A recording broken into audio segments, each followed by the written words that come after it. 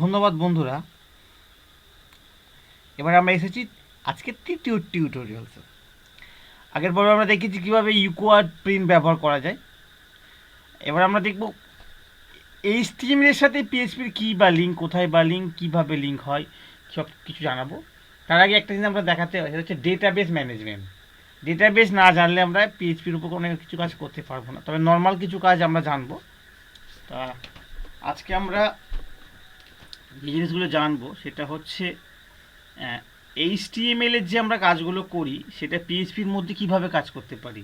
Actually পিএইচপির ভেতরে HTML চালানো যেতে পারে, আবার পিএইচপির বাইরেও চালানো যেতে পারে।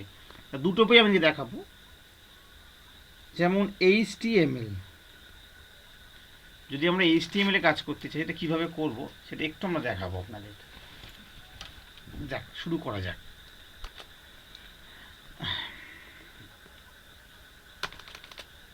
এটা পিএইচপি শেষ হয়ে গেল। এবার এখানে আমরা এইচটিএমএল লিখতে পারি। এইচটিএমএল কোনো কেস সেন্সিটিভ হয় না আপাতত, আমরা যে এইচটিএমএল ইউজ করি।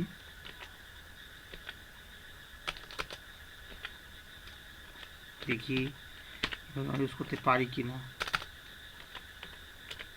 বডি, এখানে একটা হবে হেড। আমরা জানি হেড উপরে থাকে বডির ওপরে, আর হেড মানে মাথা।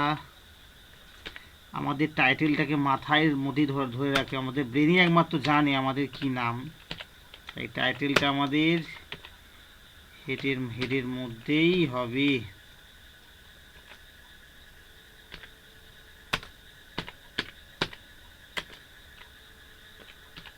পিএইচপি ফার্স্ট প্রোগ্রাম নাম দিলাম, ঠিক আছে। এবারে আমরা বডির মধ্যে একটা কালার দিই, BGCOLOR, বিজি কালার দিলাম। দেখি এখানে কাজ করে কি না, দেখা যাক বিজি কালারে কাজ করে কি না। এই সেই দেখা যাক, কাজ করছে। তার মানে পিএইচপি এইচটিএমএল মধ্যে, হ্যাঁ, পিএইচপি ফোল্ডারের মধ্যে এইচটিএমএল রাখতেই পারি। কিন্তু একটা মজার ব্যাপার এখানে দেখা যাক, এই যে আমরা ফাইলটা সেভ করি সেটা যদি এইচটিএমএল নামে সেভ করতাম কি দেখি দেখি একবার সেভ করে। FIRST ফার্স্ট, যেহেতু এটা আছে ফার্স্ট HTML ডট HTML, এটা অ্যাকচুয়ালি HTML ডট দিয়েছি আমরা। অল ফাইল করে দিলাম। দেখা যাক এখানে আমরা যখন একটু ব্যাক করি, ব্যাক করলেই বুঝতে পারবো। এখানে আমরা রিফ্রেশ করব, HTML ফাইলটা এসেছে। এখানে কিন্তু শুধু HTML গুলো দেখুন পিএইচপিকে রাখতে পারছে। তার মানে পিএইচপি হলো স্ক্রিপ্টিং ল্যাঙ্গুয়েজ।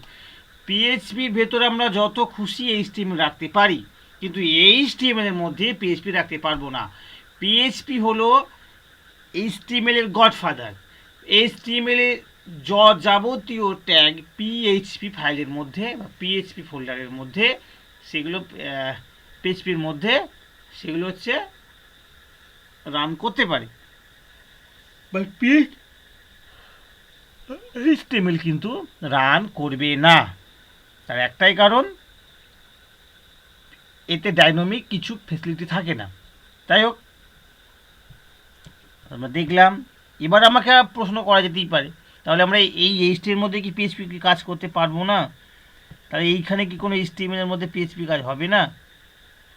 সেটা আমরা দেখাবো আগামী পর্বে। তো ততক্ষণের জন্য বিদায়।